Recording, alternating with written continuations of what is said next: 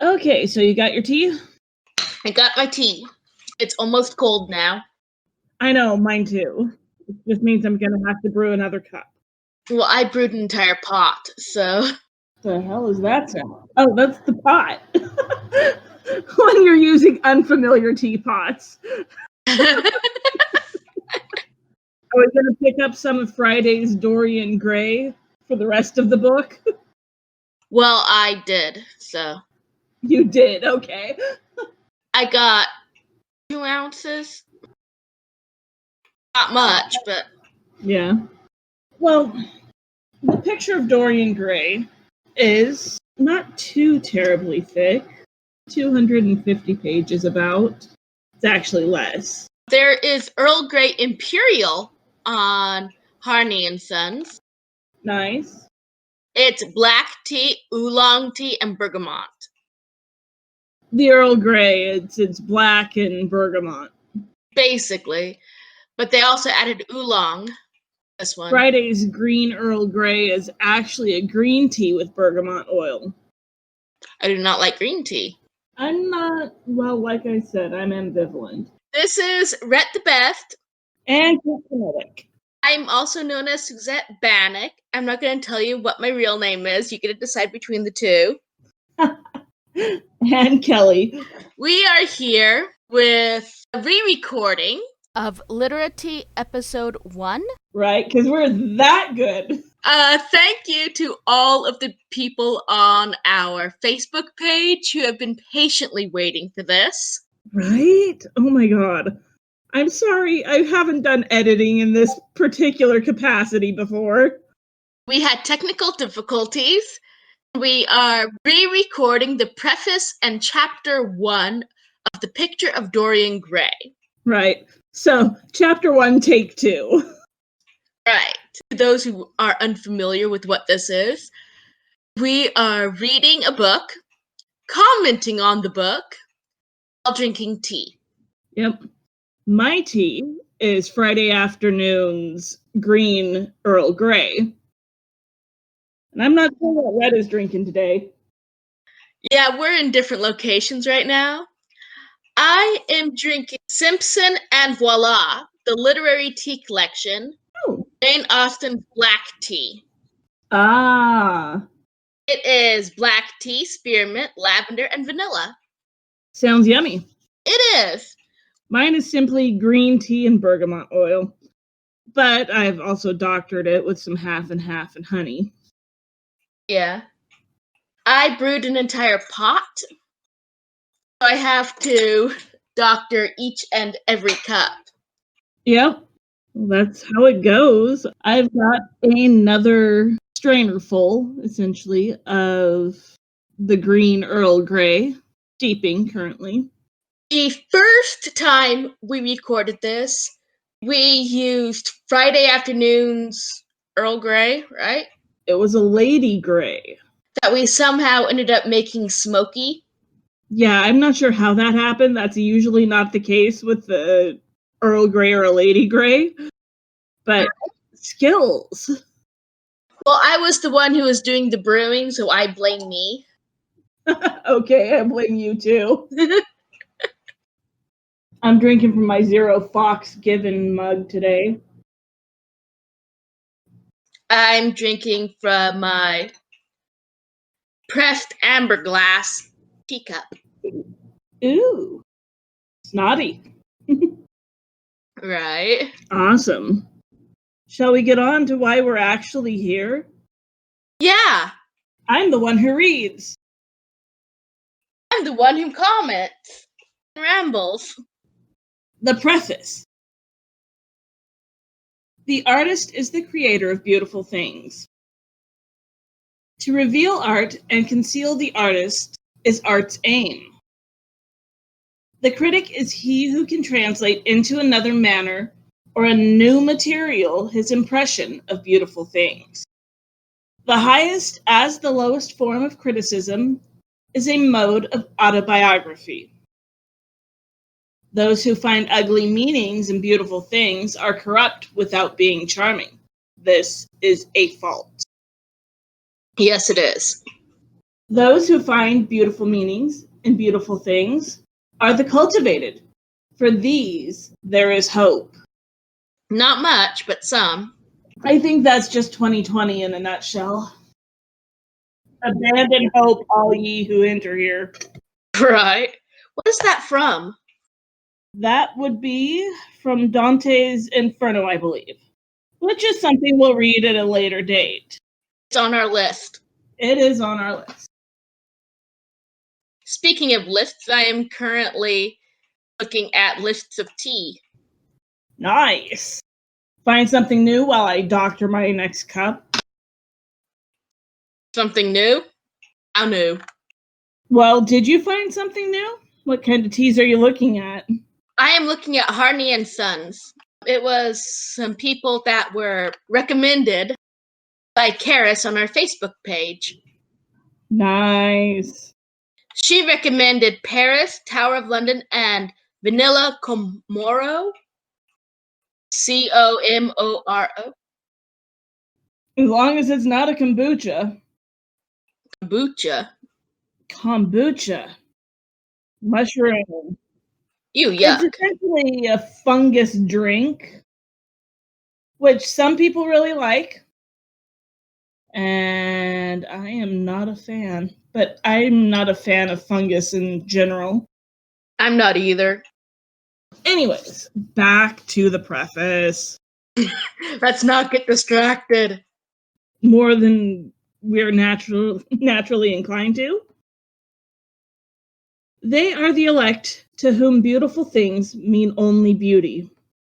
There is no such thing as a moral or an immoral book. Books are well written or badly written. That is all. The 19th century dislike of realism is the rage of Caliban, seeing his own face in the glass. Caliban, in case you wanted to know, is the monstrous slave in William Shakespeare's play The Tempest. The 19th century dislike of romanticism is the rage of Caliban not seeing his own face in a glass. So whether he's seeing it or he's not, he's got some issues. The moral life of man forms part of the subject matter of the artist, but the morality of art consists in the perfect use of an imperfect medium. No artist desires to prove anything. Even things that are true can be proved. No artist has ethical sympathies. Ethical sympathy in an artist is an unpardonable mannerism of style. No artist is ever morbid. Pity. The artist can express everything. Thought and language are to the artist instruments of an art. So yes, writers are artists. Yes, and we are not morbid. No, but your search histories are interesting. Right? Vice and virtue are to the artist materials for an art. From the point of view of form, the type of all the arts is the art of the musician. Right, so musicians are the best artists. It's annotated, so it says suggestive of what Walter Pater, whom Wilde admired at Oxford, wrote in Studies in the History of the Renaissance. All art constantly aspires towards the condition of music. So I guess music is the highest form of art? I can see that because with music, you tap directly into a person's emotions without having to access like intellect. I could see that. From the point of view of feeling, the actor's craft is the type. All art is at once surface and symbol. Those who go beneath the surface do so at their peril. Those who read the symbol do so at their peril. It is the spectator and not life that art really mirrors. Diversity of opinion about a work of art shows that the work is new, complex, and vital. When critics disagree, the artist is in accord with himself. We can forgive a man for making a useful thing as long as he does not admire it. The only excuse for making a useless thing is that one admires it intensely. All art is quite useless. Oscar Wilde. So if somebody builds a bridge, which is useful, and admires his handiwork because it's beautiful, it's not art. Ah, gray areas. I'm just trying to understand the logic.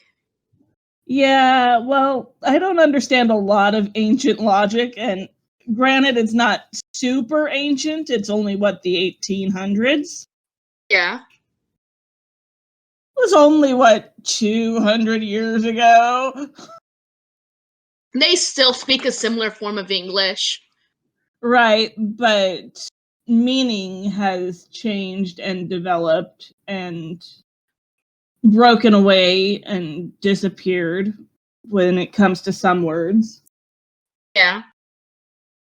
So, when critics disagree, the artist is in accord with himself. When critics do not agree, the artist agrees with himself. Yeah, I think it means that people are conflicted creatures.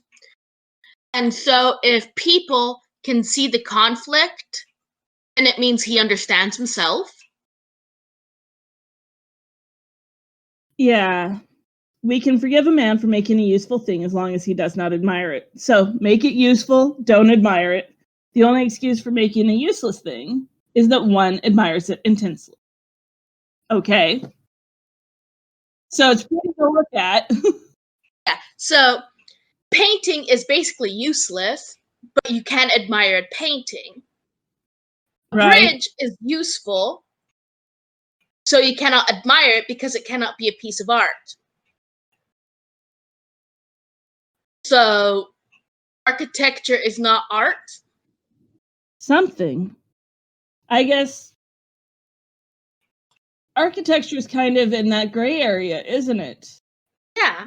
There are some buildings that are absolute masterpieces to look at.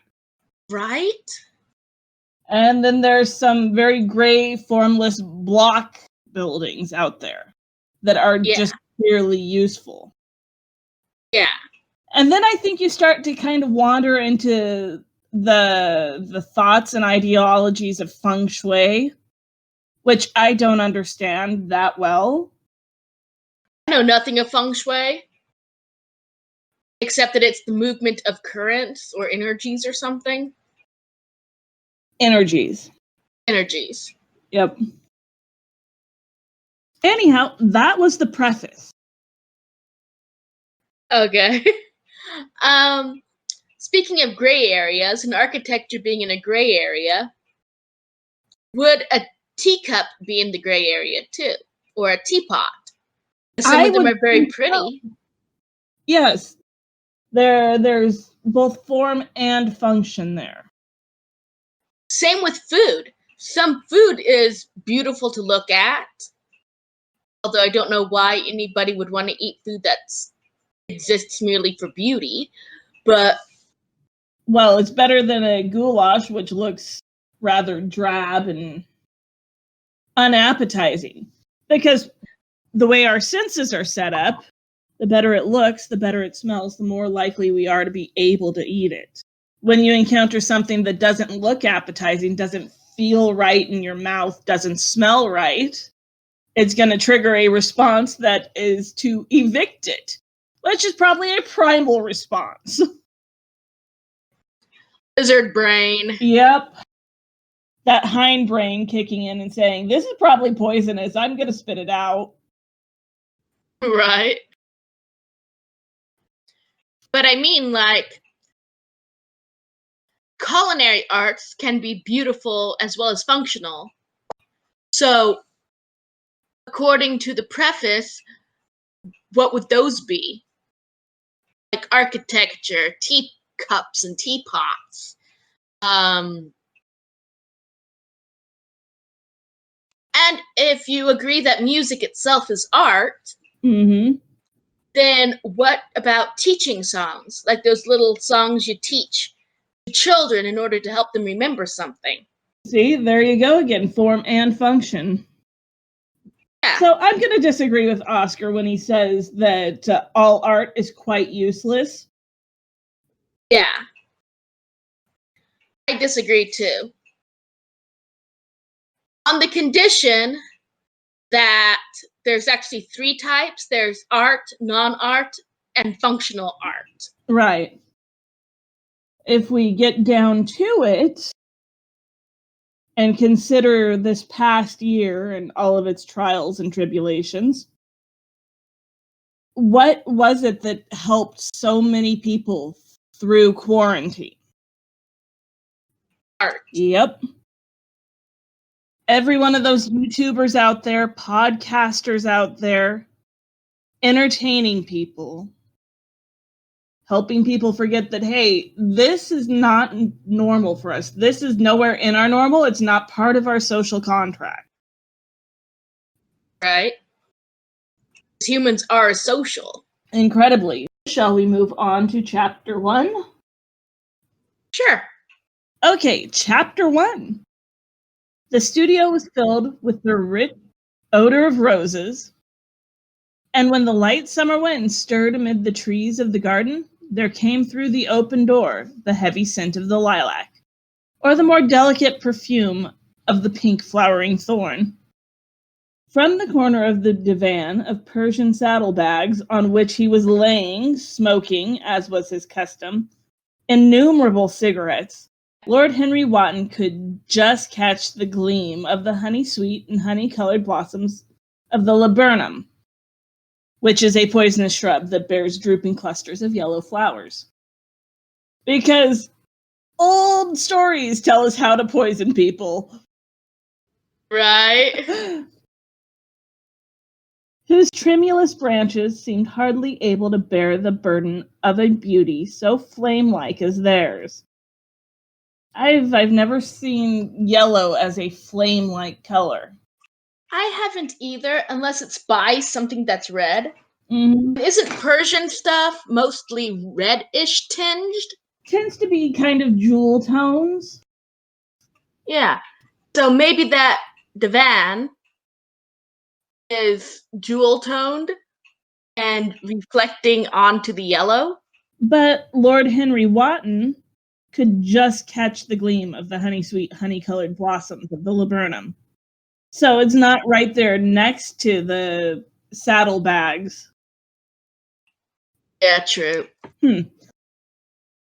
And now and then, the fantastic shadows of birds in flight flitted in front of the huge window, producing a kind of momentary Japanese effect, and making him think of those pallid, jade-faced painters of Tokyo, who, through the medium of an art that is necessarily immobile, seek to convey the sense of swiftness and motion. And I remember the first time we read through this, we were like, is that offensive? It does seem racist to me. Yeah. Casual racism. It's still around. And this was a reference to Japanese design, which is strongly influenced by the aesthetic movement. There's another one of the footnotes.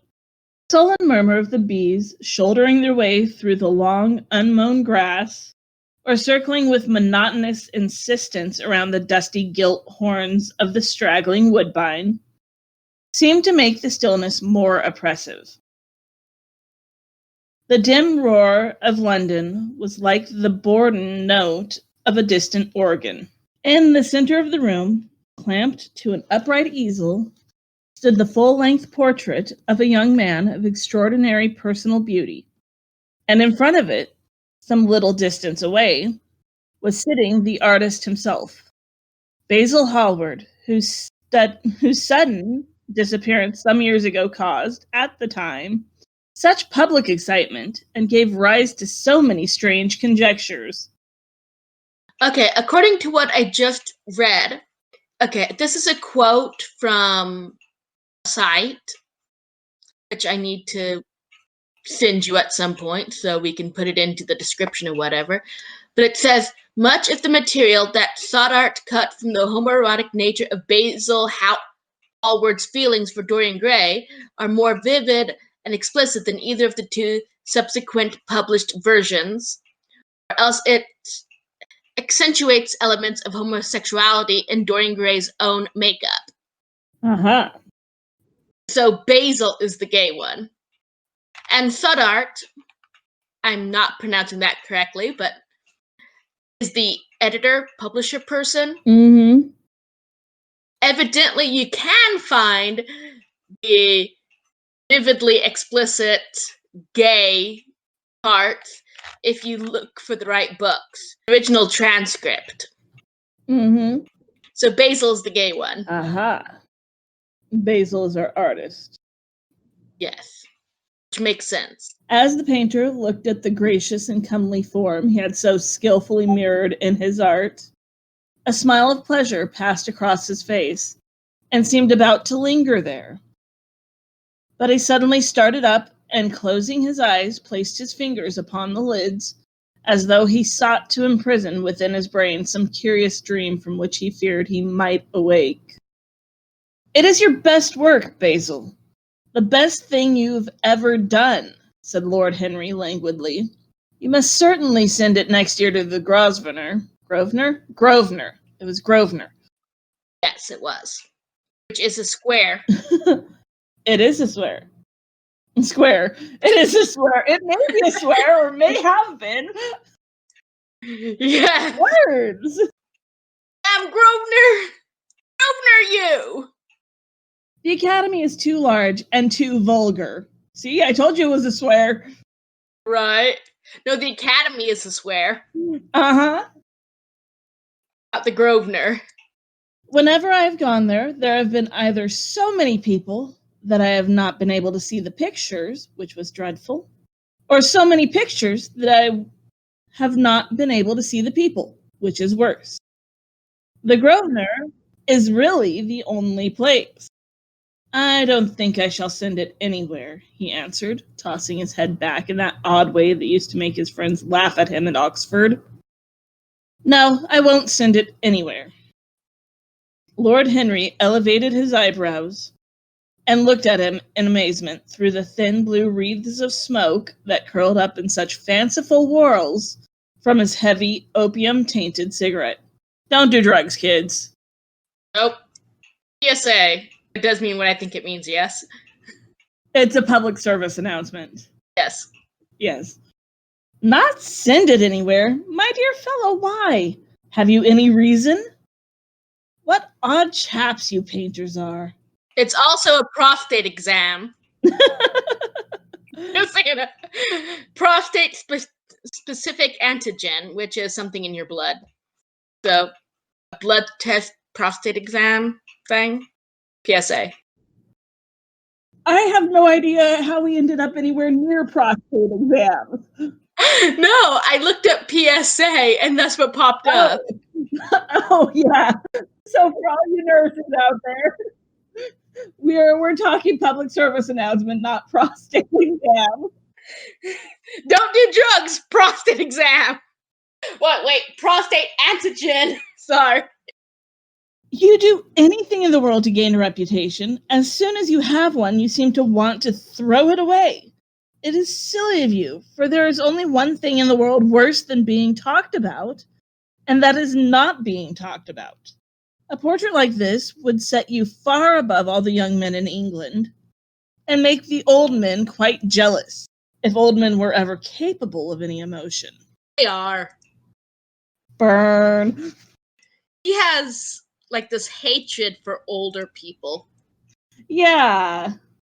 I think part of that is because when you get older, you become kind of unflappable. And so he might be referring to that. Been there, done that. Right. "I know you'll laugh at me," he replied, "but I really can't exhibit it. I've put too much of myself into it." He stretched himself out on the divan and laughed. "Yes, I knew you would, but it's quite true all the same. Too much of yourself in it? Upon my word, Basil, I didn't know you were so vain." I really can't see any resemblance between you and your rugged, strong face and your coal-black hair and this young Adonis, who looks as if he was made of ivory and rose leaves. Why, my dear Basil, he is a Narcissus. And you, well, of course you've been an intellectual expression and all that. You have an intellectual expression and all that. But beauty, real beauty, ends where an intellectual expression begins. Intellect is, in itself, a mode of exaggeration and destroys the harmony of any face. The moment one sits down to think, one becomes all nose, or all forehead, or something horrid. Look at the successful men in any of the learned professions. How perfectly hideous they are, except, of course, in the church. So the people in the church are attractive. There is a word for that. But then, in the church, they don't think. A bishop keeps on saying that saying at the age of 80 what he was told to say when he was a boy of 18. And as a natural consequence, he always looks absolutely delightful. Your mysterious young friend, whose name you've never told me, but whose picture really fascinates me, never thinks. I feel quite sure of that. He is some brainless, beautiful creature who should be always here in winter when we have no flowers to look at, and always here in summer when we want something to chill our intelligence. Don't flatter yourself, Basil. You are not in the least like him. You don't understand me, Harry, answered the artist. Of course I'm not like him. I know that perfectly well. We had a conversation about Harry, Mm-hmm. Henry. Yeah. Harry is a nickname for Henry. Correct. Which doesn't make sense. Although I have once met a Henry who did not realize that British and English are the same language. Nice. That was an interesting moment. Well, give us a couple more centuries and we might not be the same language. We're pretty far apart already when it comes to British English and American English. Right? The slang is completely different. That is because of newspaper or magazines. Yeah. In England, people were charged by the word, and in America, they were charged by the letter. So they dropped many letters, unnecessary letters, so they wouldn't have to pay as much money at the printers. I think U's are completely necessary. Right? And I enjoy irritating my friends by spelling tire in the British manner. Tire? Tire.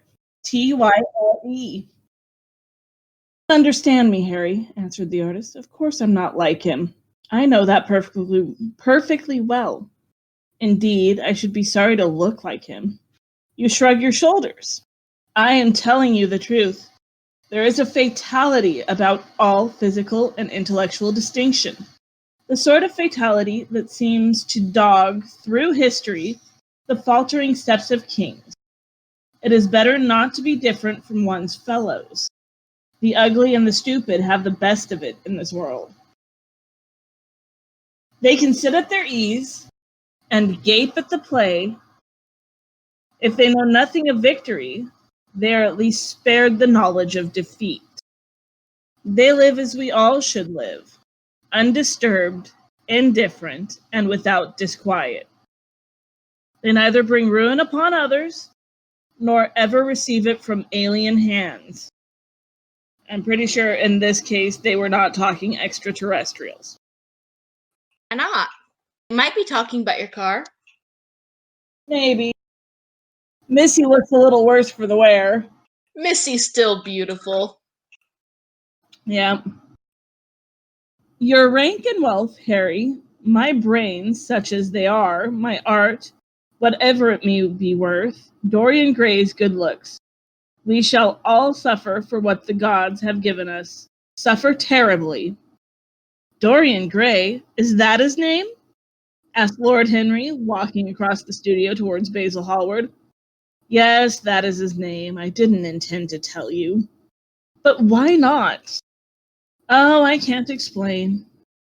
When I like people immensely, I never tell their names to anyone. It's like surrendering a part of them. I've grown to love secrecy. So, Basil is Faye. Faye? Yeah, he is a collector of names. Oh.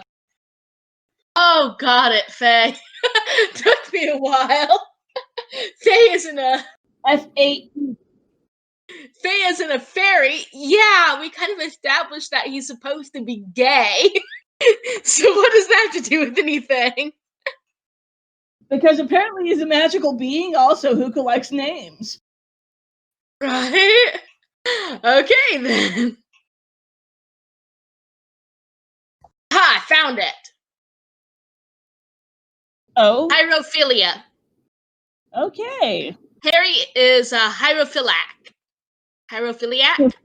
Hierophiliac. Hierophiliac. Much like Hierophant, I think. I think it's hierophiliac. Hierophilia, yep. Yes, it is the sexual attraction to sacred things. Ah. Not necessarily sacred people. Priests or sacred things, according to the website I got it from. So, yeah, that's what Harry is. Because every intelligent person is ugly except for the clergy. But he then goes on to say that the clergy is not intelligent. True. You can be aroused to bimbos. Or himbos. Most people tend to be aroused at the vacant and willing to sell their body. Except in the case of the clergy. Which is not to say that all people in sex trades are vacant. They can just act vacant if they need to. They're actors. Oh, I can't explain. When I like people immensely, I never tell their names to anyone. Right, the Fae. Like surrendering a part of them. I've grown to love secrecy. Also Fae. It seems to be the one thing that can make modern life mysterious or marvelous to us. The commonest thing is delightful if one only hides it. Okay. He's that labyrinth lady who hoards things. Likes mysteries, I think. Only his things are intangible. That might have been a terrible sentence. I wonder how many viewers, subscribers, whatever, we're going to lose after this episode. Well, we haven't got any so far because this episode hasn't even come out. If you all survive this, way to go. Right? We are a hot mess today. ADD is our friend. And you can just imagine how much of this ended up on the cutting room floor. Right? You need to keep the unedited version of it, so when we start our Patreon, we can give this to the patrons. And they can decide that we're horrible people. No, we're just opinionated women. Which, in Victorian mindset are pretty horrible people. It means that we're insane and need to go into an asylum because we read books. I do want a padded room. That would be so fun. Right? When I leave town, now I never tell my people where I'm going. If I did, I would lose all my pleasure. It is a silly habit. You're also obviously a man, because any woman who left town and didn't tell anyone where she was going would likely end up in a ditch somewhere. Although I did have a dorm mom that did that once. Yeah? She decided to drop everything and head off to the coast for the weekend, and everyone panicked. Right? It is a silly habit, I dare say, but somehow it seems to bring a great deal of romance into one's life. I suppose you think me awfully foolish about it. Not at all, answered Lord Henry. Not at all, my dear Basil. You seem to forget that I am married. And the one charm of marriage is that it makes a life of deception absolutely necessary for both parties. Unhealthy relationships. Right? We're flagging this one. I never know where my wife is, and my wife never knows what I am doing. When we meet, we do meet occasionally. When we dine out together or go down to the Duke's, we tell each other the most absurd stories with the most serious faces. My wife is very good at it, much better, in fact, than I am. She never gets confused over her dates, and I always do. But when she does find me out, she makes no row at me. I sometimes wish she would, but she merely laughs at me. I hate the way you talk about your married life, Harry, said Basil Hallward, strolling toward the door that led into the garden. I believe that you are really a very good husband, but that you are thoroughly ashamed of your own virtues. You're an extraordinary fellow. You never say a moral thing, and you never do a wrong thing. Your cynicism is simply a pose. Being natural is simply a pose. And the most irritating pose I know, cried Lord Henry, laughing. And the two young men went out into the garden together. I don't find the humor in that, but I think it's a different day and a different age. Right. I don't get it either. And ensconced themselves on a long bamboo seat that stood in the shade of a tall laurel bush. The sunlight slipped over the polished leaves. In the grass, white daisies were tremulous. After a pause, Lord Henry pulled out his watch. I'm afraid I must be going, Basil, he murmured. And before I go, I insist on your answering a question I put to you some time ago. What is that? Said the painter, keeping his eyes fixed on the ground. You know quite well. I do not, Harry. Well, I will tell you what it is. I want you to explain to me why you won't exhibit Dorian Gray's picture. I want the real reason. I told you the real reason. No, you did not. You said it was because there was too much of yourself in it. Now that is childish. Harry, said Basil Hallward, looking him straight in the face, every portrait that is painted with feeling is a portrait of the artist, not of the sitter. The sitter is merely the accident, the occasion. It is not he who is revealed by the painter. It is rather the painter who, on the colored canvas, reveals himself. Which makes it sound like it's a flasher painting. It also, if art is a revealer of the artist, brings in the entire debate on death of the author. True. What happens to an author's head voices when the author is no more? Or when the author releases the art into the public's eye. Yep. Does it still belong to the author?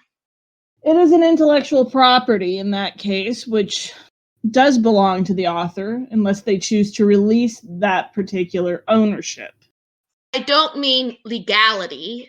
I mean, like, if an author writes a sentence and people debate what it means, does the author have a right to say this is what it means and force people to read it under that context? Or should people be free to interpret it as they want? Excellent questions. Well, I think people will interpret it as they choose anyways. Right. Because that's just how people are. And there's also the debate on whether or not the personal views of the author should come into account when reading something. Like if the author is transphobic and they write a book, should you interpret the actions of the characters as being transphobic? It depends on the subtext of the story itself, doesn't it? I would think so, but some people believe that if an author is transphobic, then pretty much all of their works are going to be transphobic, even if it wasn't the author's intent. Well, the author's opinion may color their writing to an extent, which may come off as uncomfortable to like the trans person that the author is transphobic about. Yeah. I'm just using trans as an example. I don't mean that specifically, but you know what I mean. Yeah. But I'm sure those who are sensitive to those kind of signals will also interpret it with their own senses. Yeah. So lots of minutia there. And I don't know how to respond to that completely. Right? It's one of those debates that's still up on the internet. Mm-hmm. So putting too much of oneself into art kind of brings up that question as well. The reason I will not exhibit this picture is that I am afraid that I have shown in it the secret of my own soul. How horrible would it be to out yourself in the 1800s? Pretty bad, I imagine. Also, people back in those days were more openly affectionate. Yeah. So as long as you didn't like verbally say I am gay, I don't think really people really cared that much. I mean, I'm pretty sure Abraham Lincoln was bi. Good for old Abe. Lord Henry laughed. And what is that? He asked. I will tell you, said Hallward, but an expression of perplexity came over his face. I am all expectation, Basil, continued his companion, glancing at him. Oh, there is really very little to tell, Harry, answered the painter, and I am afraid you'll hardly understand it. Perhaps you will hardly believe it. Lord Henry smiled, and leaning down, plucked a pink-petaled daisy from the grass and examined it. I am quite sure I shall understand it, he replied, gazing intently at the little golden-white feathered disc. Now we get into color theory and how verbiage has changed. Because Gold and white colored disc when earlier it was pinkish. a pink-petaled daisy that is described as a golden white feathered disc. Well, gold is precious and white is pure. Not sure what pink is. Maybe passion? No, passion's red. What is pink? I am going to argue a little bit with white being pure. Okay. Way back when brides started wearing white, part of it was fashion. Because the queen wore a white gown. And part of it is it symbolizes not purity, but joy. Ah. And according to Google, pink represents femininity and calming love. Love, kindness, femininity. Right?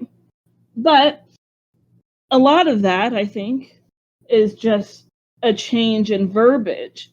Because blue, at one point in time, was not blue at all. Yeah, it was like dark or gray or something like that. Yeah.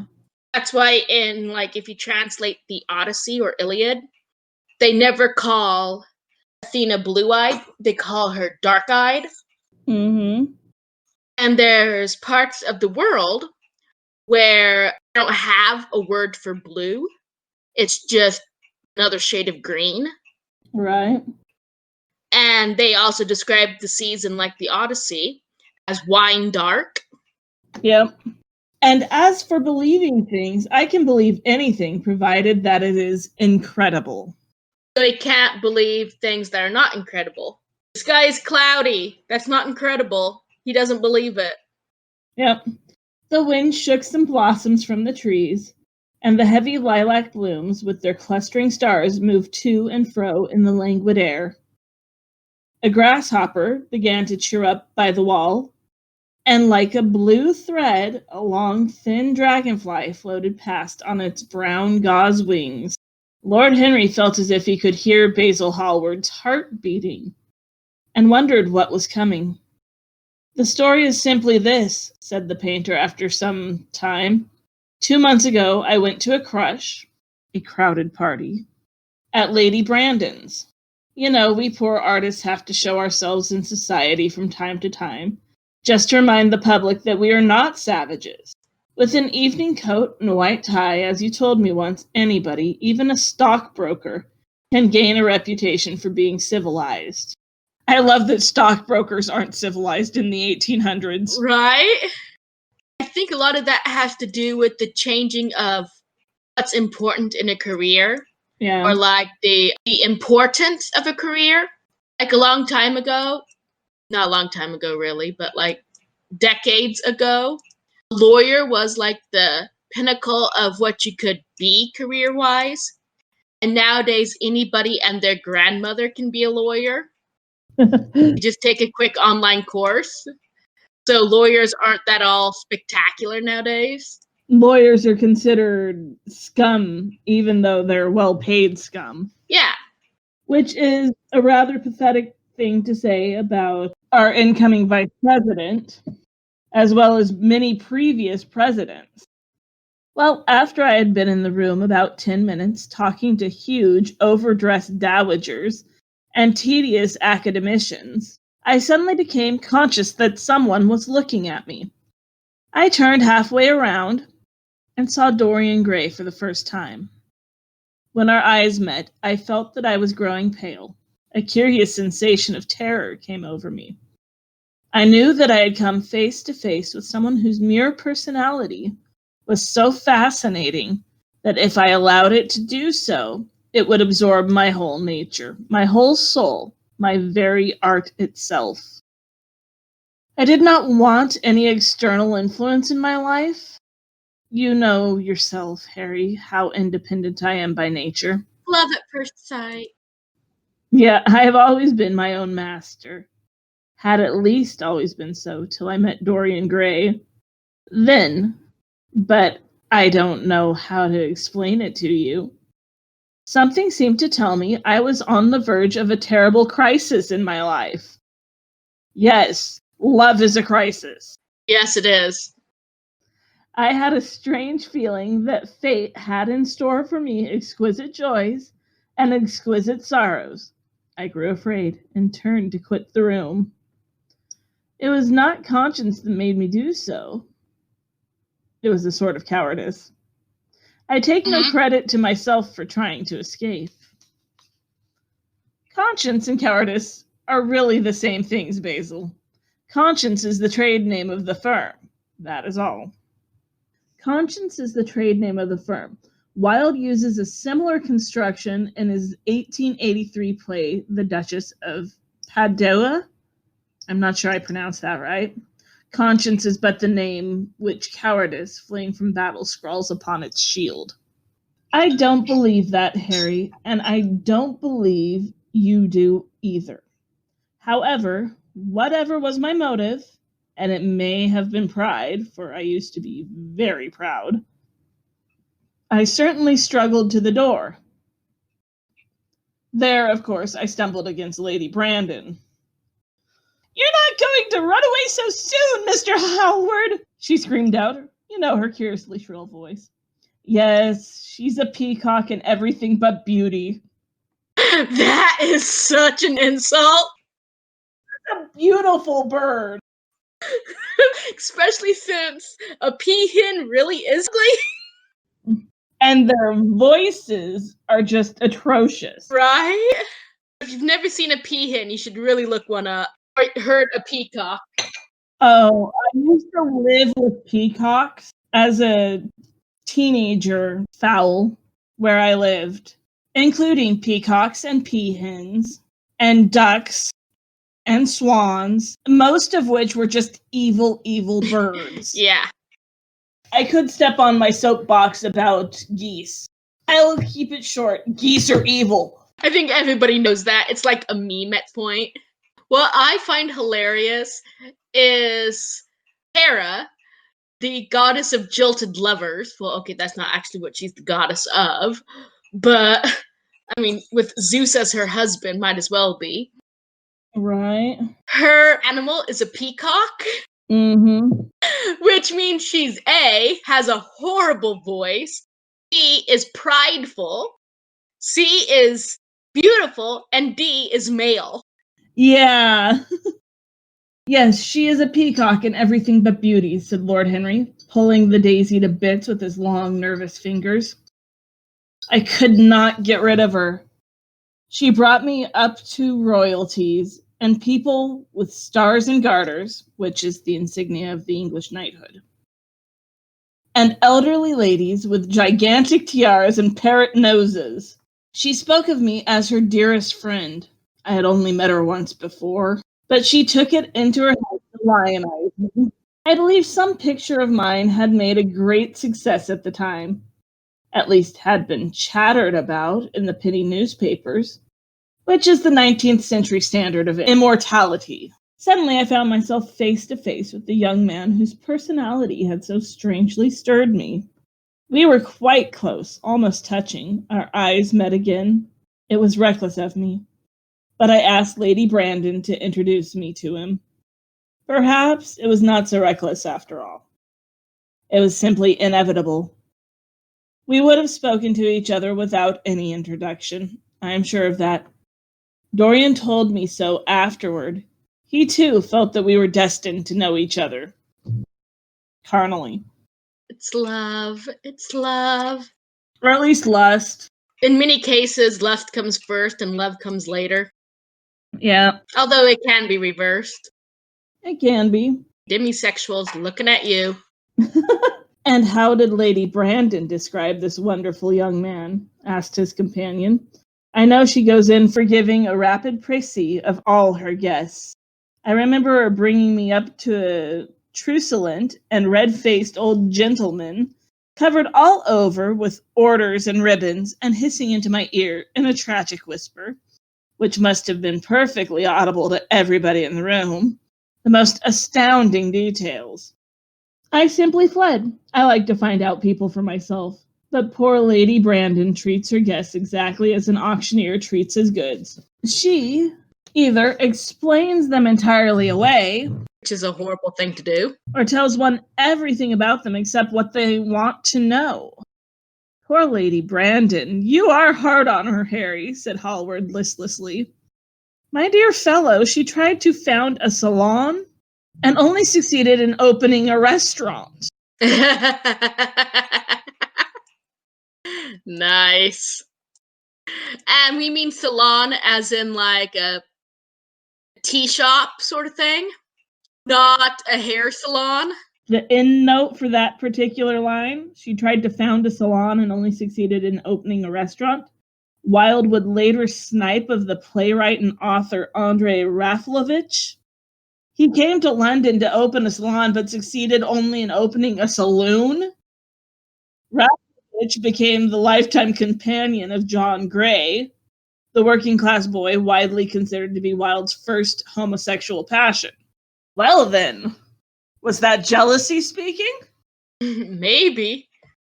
Okay, a salon, according to Google, French salon, is a provided place for women and men to congregate for intellectual discourse. So she wanted a place for people to talk and opened a restaurant. Same thing, right? Yep. Sure.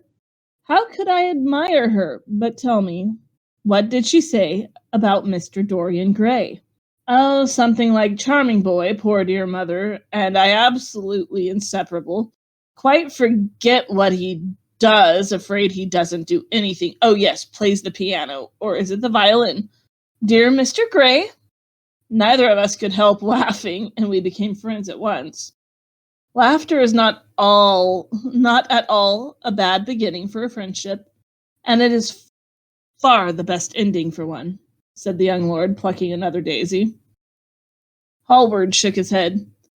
You don't understand what friendship is, Harry, he murmured, or what enmity is, for that matter. You, like everyone that is to say, you are indifferent to everyone.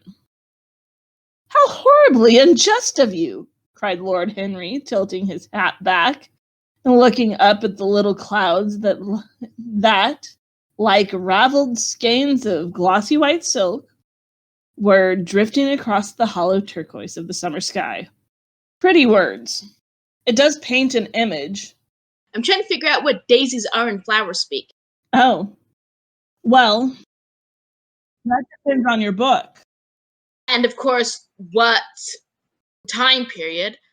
This side here is flowers by Tina. Daisies represent innocence, loyal love, I'll never tell, purity, gentleness, and romance.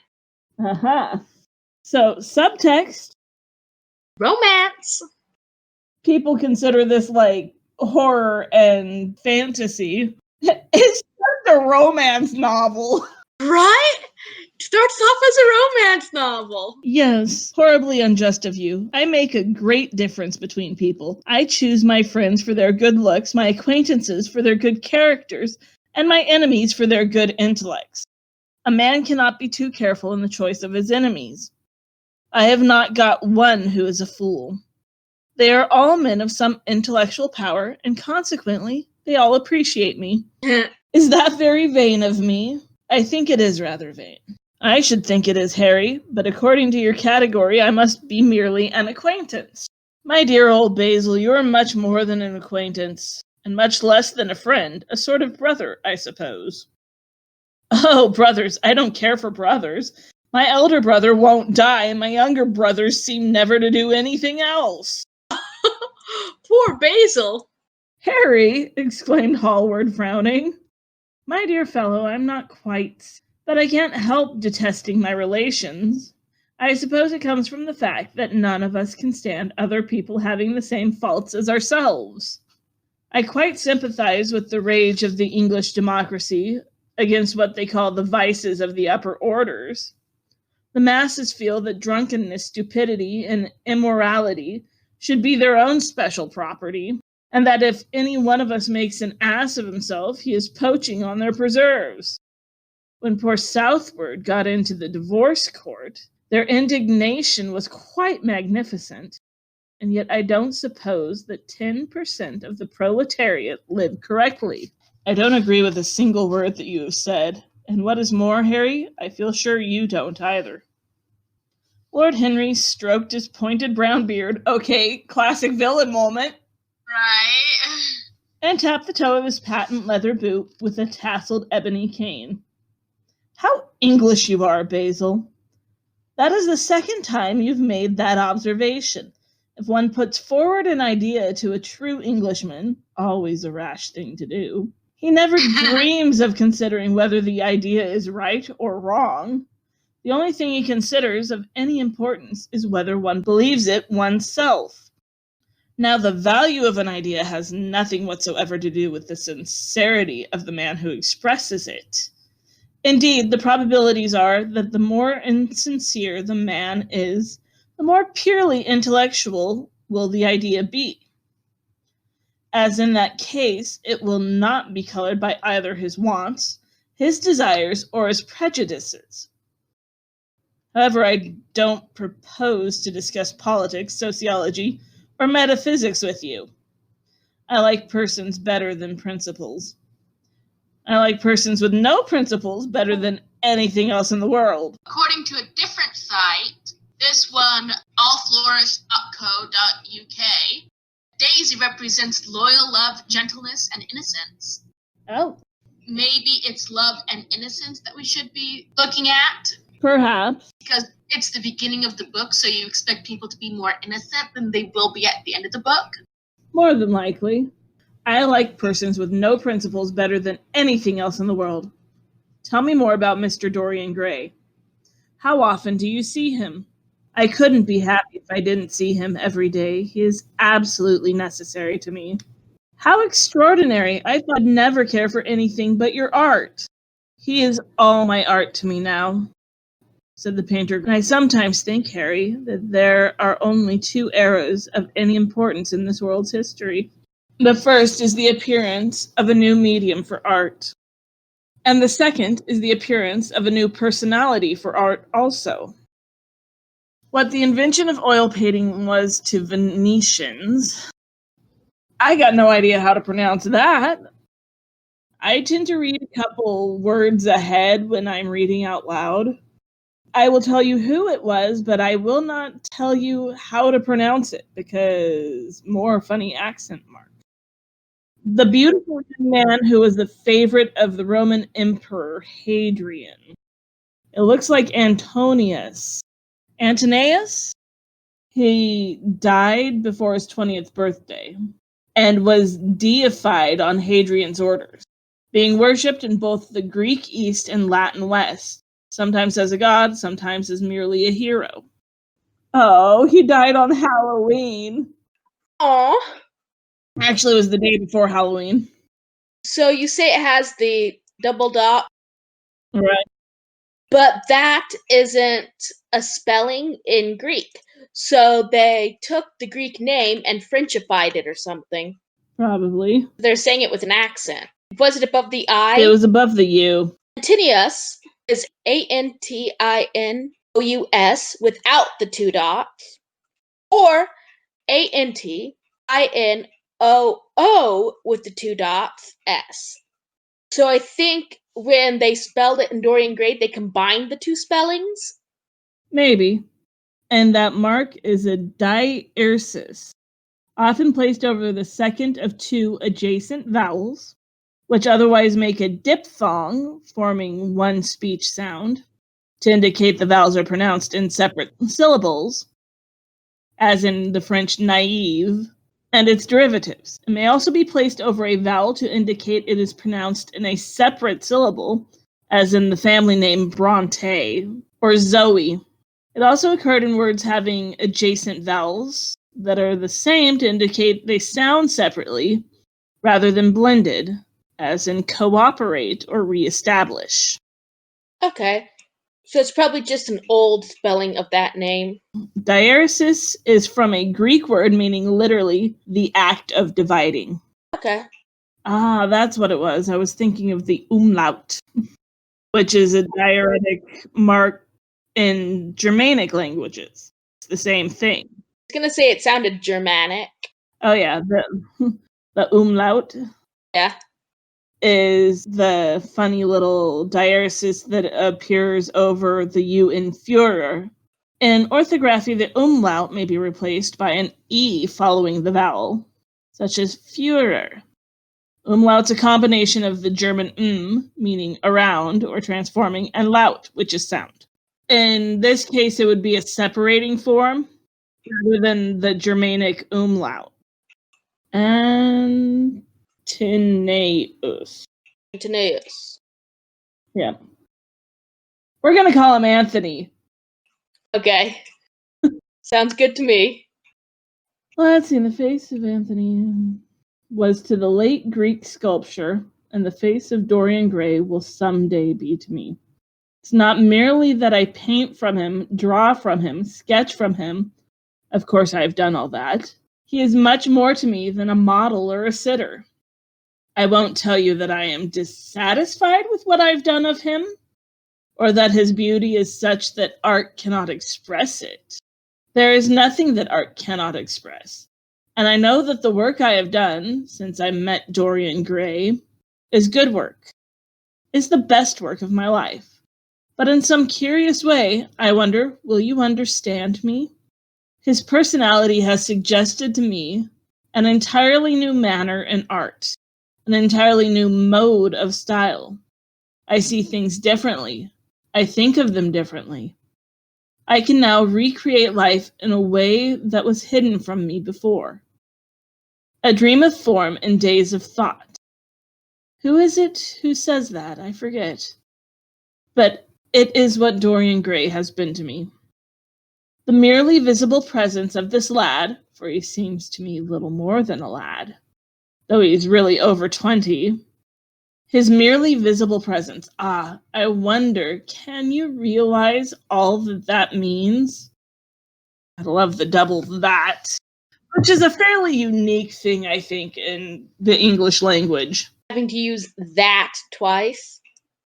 Yeah, in succession. Is there another language that does something similar? I don't think so. I don't believe so. If somebody else knows, let us know. Right? We will get through this chapter eventually, I promise. Distractions, ADD. Yeah. Unconsciously, he defines for me the lines of a fresh school. A school that is to have in it all the passion of the romantic spirit, all the perfection of the spirit that is Greek, the harmony of soul and bodies. We, in our madness, have separated the two and have invented with a realism that is vulgar, an ideality that is void. Harry, if you only knew what Dorian Gray is to me. You remember that landscape of mine for which Agnew offered a huge price, but which I would not part with? No, I do not. It is one of the best things I have ever done. And why is it so? Because while I was painting it, Dorian Gray sat beside me. Some subtle influence passed from him to me, and for the first time in my life, I saw in the plain woodland the wonder I had always looked for and always missed. Basil, this is extraordinary. I must see Dorian Gray. You are in love, Basil. Right? Hallward got up from the seat and walked up and down the garden. After some time, he came back. Harry, he said, Dorian Gray is to me simply a motive in art. You might see nothing in him. I see everything in him. He is never more present in my work than when no image of him is there. He is a suggestion, as I have said, of a new manner. I find him in the curves of certain lines and the loveliness of and subtleties of certain colors. That is all.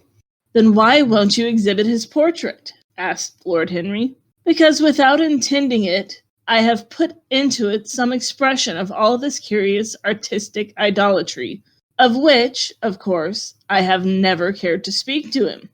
He knows nothing about it. He shall never know anything about it. But the world might guess it, and I will not bare my soul to their shallow, prying eyes.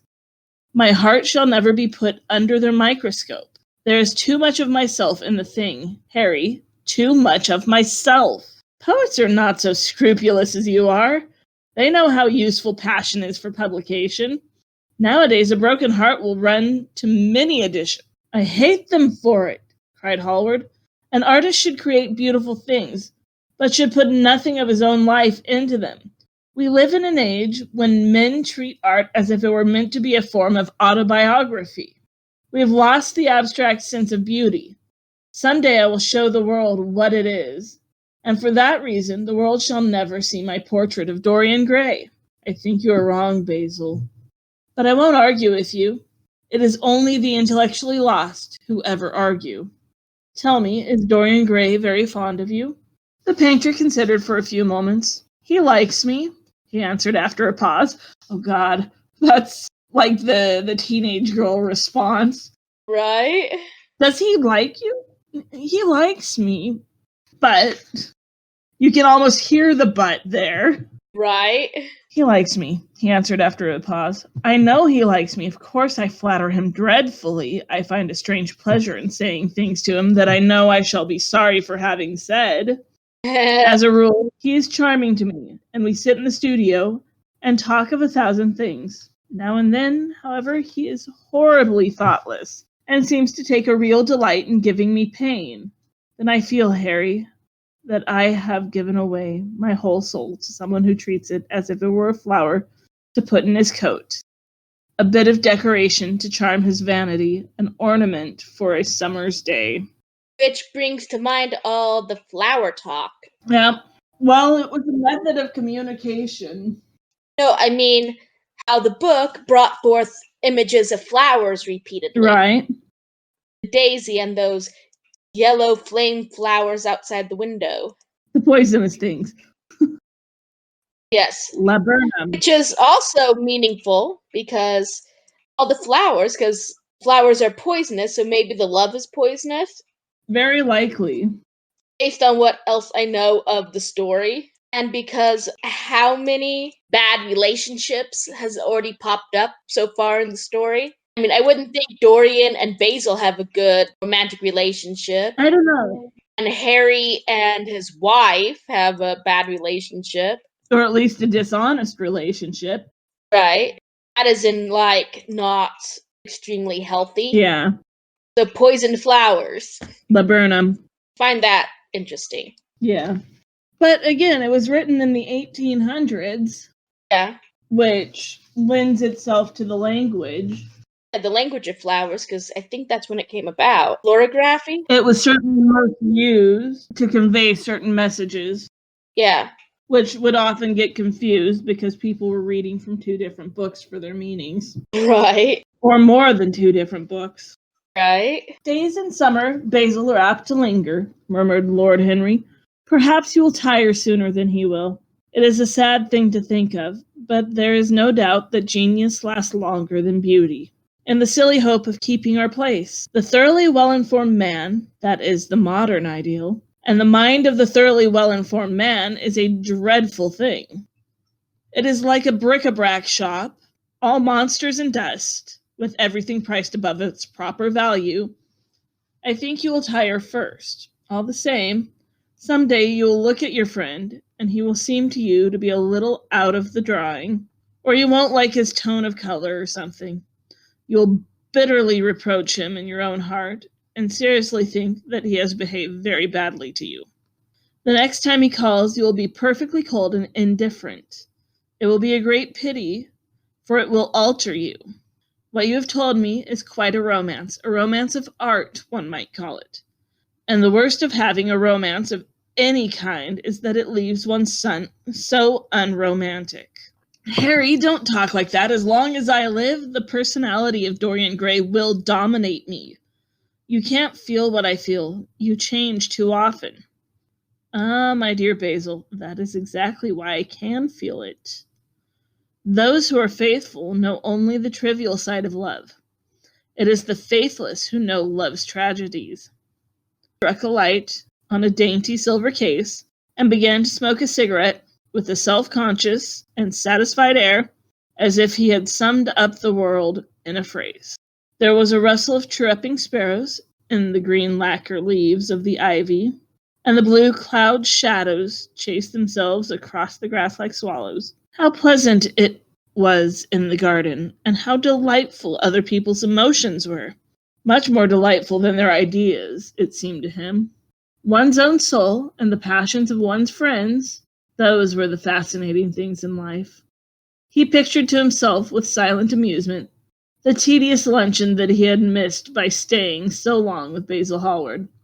Had he gone to his aunt's, he would have been sure to have met Lord Goodbody there. That's a hell of a name.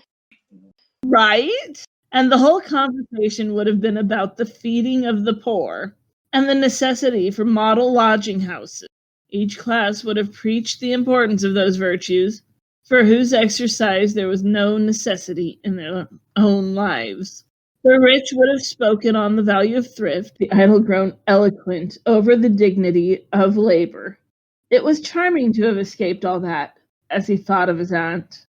An idea seemed to strike him. He turned to Hallward and said, "My dear fellow, I have just remembered." "Remembered what, Harry?"